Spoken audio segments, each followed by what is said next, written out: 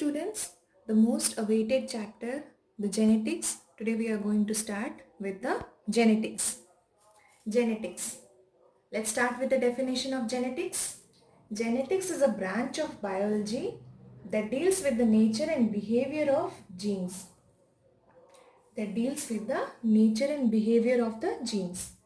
Genetics is concerned with the way in which certain traits and characteristics that are passed from the parents to offsprings. Certain traits that pass from parents to offsprings or the children, that passes from offsprings from parents to offsprings. This is known as genetics. Let's see what are the traits and characters. Let's see what are the traits that passes from the parents to the offsprings. Children look like their parents. The color of the eyes, hair, and often the physical traits. Physical traits means the shape of the body, how the children walk. These are the physical traits are passed from the parents to their offsprings and from children to their children. These traits are being passed from children's to their children's. That is called genetics.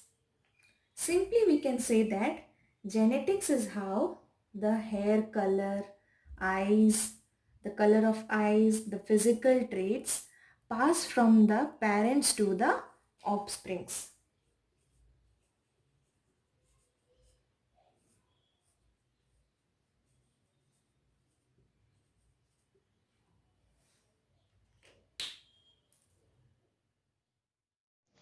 These are some of the example of traits that passes from generations to generation or from parents to offsprings.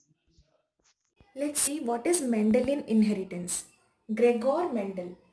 Gregor Mendel, who is also known as the father of genetics, worked with the garden pea plant. Pea plant is also known as Pisum sativum. Sativum in 1865-66 to show the individual characteristics are passed down to the generations, to the next generations. This is an example of Mendel's experiment showing purple flower and white flowers crossbreed in F1 and F2 generation. Let's see why Mendel chose the pea plant for his experiment. Why Mendel chose the pea plant for his experiment? It is easily observable features. How the seed color may look, yellow or green, how the seed shape will be looking, round or wrinkled. These have the observable features.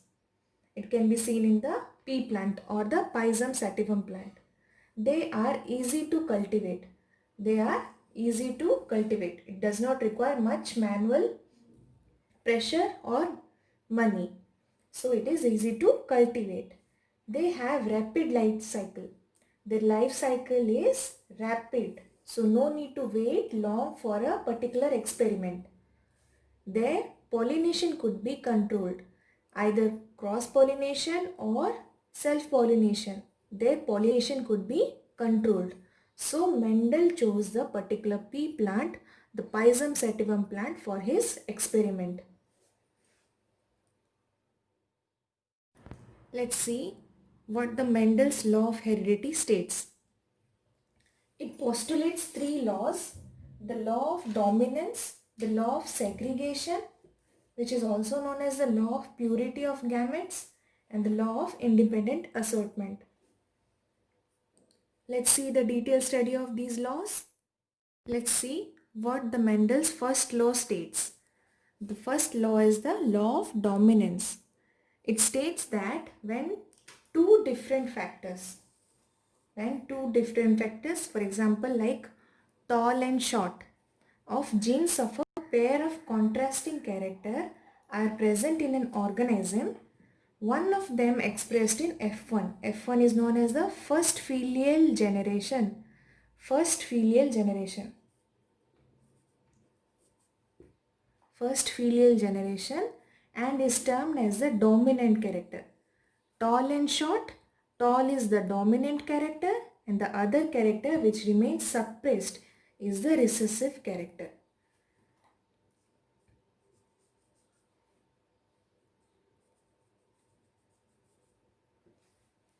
Understood? Let's see how this works on a particular experiment. Let's see how the law of dominance works. Here we have taken pure tall plant as capital T and T. Dwarf plant or the short plant. Plant as small t and t. Tall, short. Before going to the Punnett square, this square is known as a Punnett square. Let's see what is phenotype and genotype. Phenotype, this is a phenotype. That what you can see, it is short and what is, it is tall. The appearance is the phenotype. And the genes that matters in the tallness and the dwarfness of the tree is the genotype. Let's make a cross. Take T from here and T from here. Now cross them. What you get?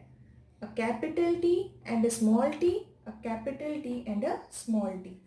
You get a T and T. This one is a F1 generation.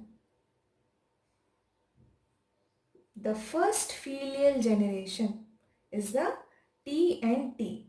When these are crossed, you get what? T and T. Crossed, you get the capital T. T, T crossed with T, you get a tall plant. T and T crossed, you get a tall plant. Because T is the dominant character and this T is the recessive character. It dominates over the recessive character. Tall plant dominates over the dwarf plant. So we get a tall plant. T and T, you get a capital T and a small t. Here also you get a tall plant. Then comes the small t and the small t, you get a dwarf plant. How this works in the F2 generation? F2 generation is the second filial generation. This is a second filial generation. Here you get how T, tall, tall, tall. You get here 3 tall plants.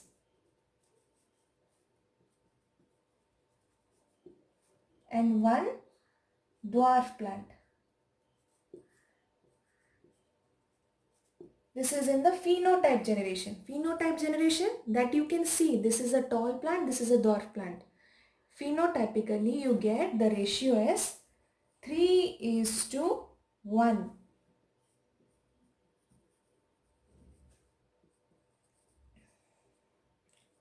Generation. You get what? The ratio 3:1. In the genotype ratio what you get? In the genetic order you get 1 pure tall plant. 1 pure tall plant.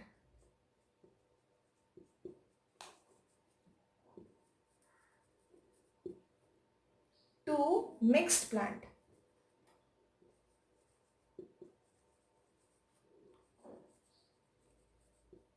And 1 dwarf plant.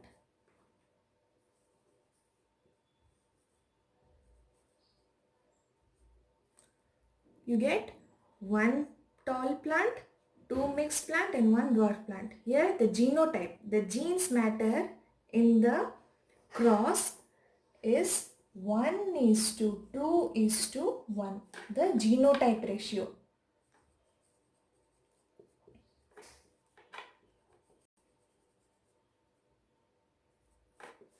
The genotype ratio in the law of dominance is 1 is to 2 is to 1 and the phenotype ratio is 3 is to 1. Let's see how the law of segregation, the second law of Mendelian's, states that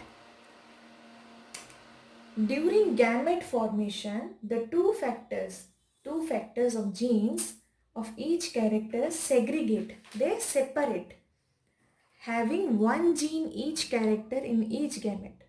One gene in one character, either tall or dwarf. Thus, a gamete is always pure for a character, never a hybrid one. This is called the law of purity of gametes. Law of purity of gametes. Here, no hybrid is formed in the law of segregation. The genes are separated and the purity of gametes is called the law of purity of gametes. The law of segregation is also known as the law of purity of gametes. Here, the genes are separated and the characters of each gamete is particular. They form the pure character, not a hybrid. Let's see how the law of segregation, the second law of Mendelian's, states that during gamete formation, the two factors of genes of each character segregate, they separate, having one gene each character in each gamete. One gene in one character, either tall or dwarf. Thus, a gamete is always pure for a character, never a hybrid one. This is called the law of purity of gametes. Law of purity of gametes. Here, no hybrid is formed in the law of segregation.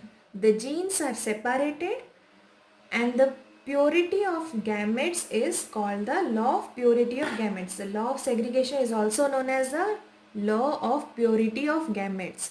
Here, the genes are separated and the characters of each gamete is particular. They form the pure character, not a hybrid. Let's see now the third law, the law of independent assortment. This law states that alleles present on different homologous pairs are chromosomes assorted independent of each other. In the previous we have taken T for tall and T for dwarf. These are called the alleles. Alleles means what? These are the form of same genes. These are form of same genes that works independently. Are called as alleles. When two pairs of characters are contributed by the same parent in a cross, they assort independent of each other. The next generation has independent factors. These T works as an independently.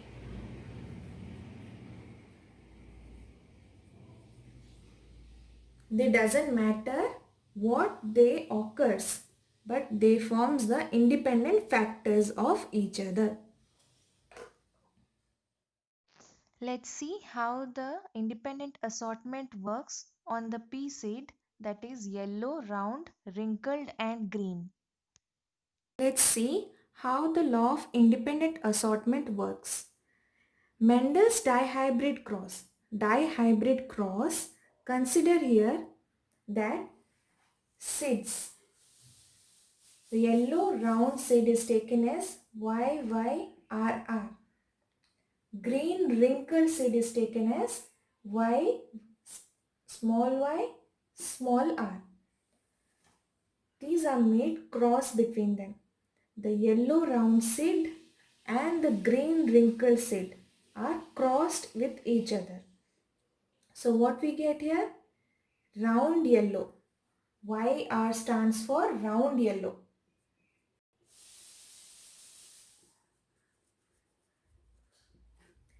The second one, YR stands for round green.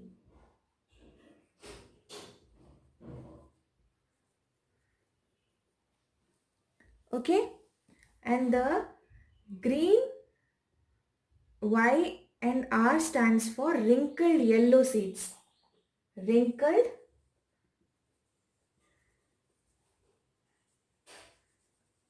yellow seeds. These are all seeds, huh?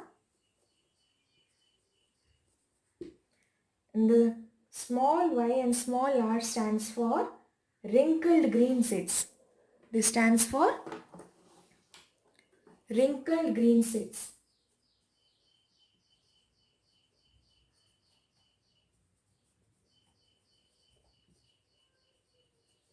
These are the points to be remembered. The YR stands for round yellow seeds. The capital Y and small r stands for round green seeds. The small y and capital R stands for wrinkled yellow seeds. The small y and small r stands for wrinkled green seeds. All are the seeds. This is a male or this is a female gametes. This is a male gametes. These are crossed. What you get? The capital Y, capital R, capital Y, capital R. You get R, R. This is crossed when this, with this, you get Y, Y, capital R and a small r. This, when crosses with this, you get Y, capital R, Y. Y, capital R, a capital R and a Y. When this crossed with this, you get Y, R, Y, R. Okay?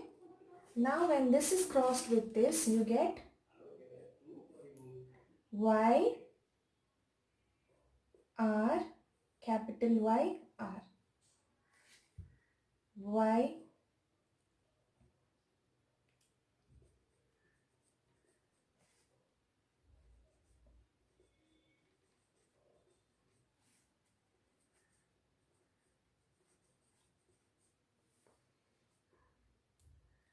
Y, R, Y and R.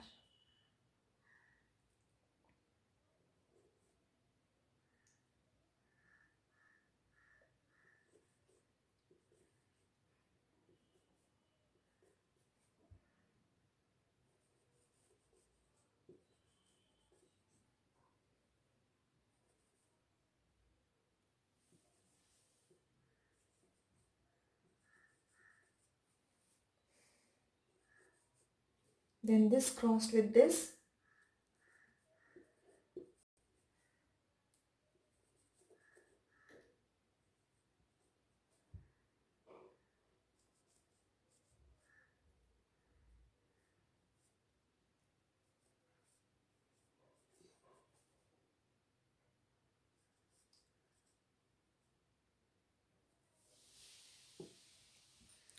You get this hybrid ratio.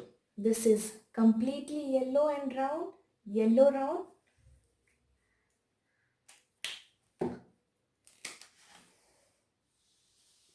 yellow round.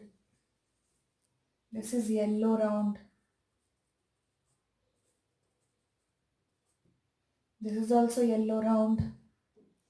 This is also yellow and round seed. Yellow and round seed.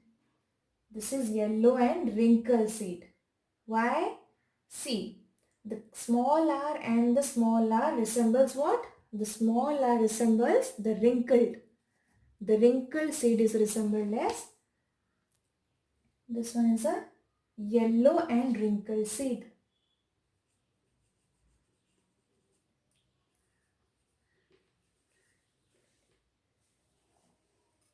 The yellow stands with Y, Y.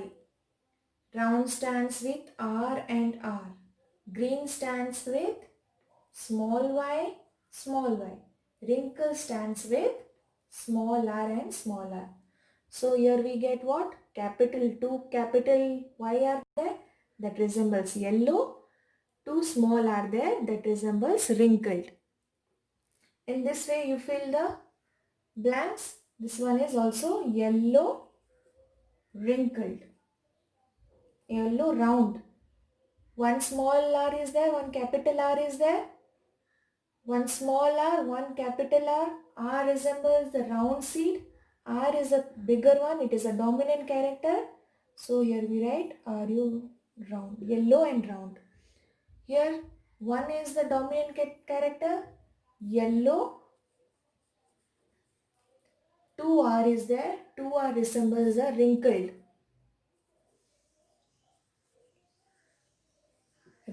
seed. Here two Y are there. Y means green.